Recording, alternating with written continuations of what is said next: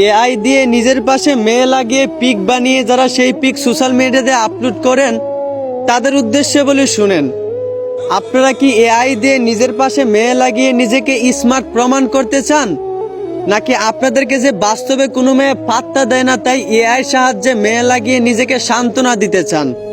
আমি বুঝলাম না ভাই, আপনারা কি বাস্তবে কোনো মেয়ে খুঁজে পান না, নাকি আপনাদের যোগ্যতা নাই?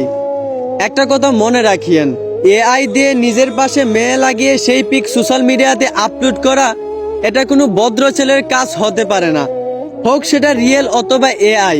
একজন ছেলে শুধু তার বউয়ের সাথে পিক তোলার অধিকার আছে, বাকি মেয়েদের সঙ্গে কিন্তু অনুমতি নাই।